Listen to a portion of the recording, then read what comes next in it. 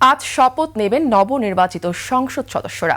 দীর্ঘদিনের প্রথা ভেঙে নতুন সরকারের শপথ গ্রহণ অনুষ্ঠানে বঙ্গভবনের পরিবর্তে জাতীয় সংসদ ভবনের দক্ষিণ প্লাজায় অনুষ্ঠিত হবে। ত্রয়োদশ জাতীয় সংসদ নির্বাচনে 2/3 বেশি আসনে জয়ী হয়ে সরকার গঠন করতে যাচ্ছে বিএনপি। বিএনপি চেয়ারম্যান তারেক রহমানের নেতৃত্বে গঠন হতে যাচ্ছে এবারের নতুন সরকার। সিরাত আল মুস্তাকিমের রিপোর্ট। শিয়া বাটার ও ভিটামিনে সমৃদ্ধ লিলি বিউটি সোপ, তারুণ্যময় উজ্জ্বল ত্বকের জন্য।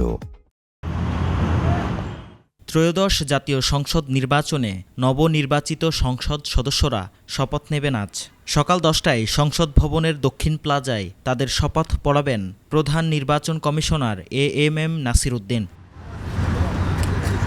বঙ্গভবনের দরবার হলের দীর্ঘদিনের প্রথা ভেঙে এবার প্রথমবার জাতীয় সংসদ ভবনের দক্ষিণ প্লাজায় হতে যাচ্ছে সরকার প্রধান ও মন্ত্রিসভার শপথ অনুষ্ঠান।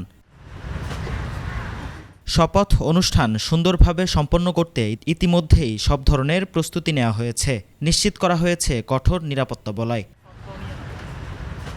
শপথ গ্রহণ অনুষ্ঠান মানিক মিয়া এভিনিউয়ে এবং জেলা প্রশাসনের উদ্যোগে 64 জেলায় বড় এলইডি স্ক্রিনের মাধ্যমে সরাসরি সম্প্রচার করা হবে।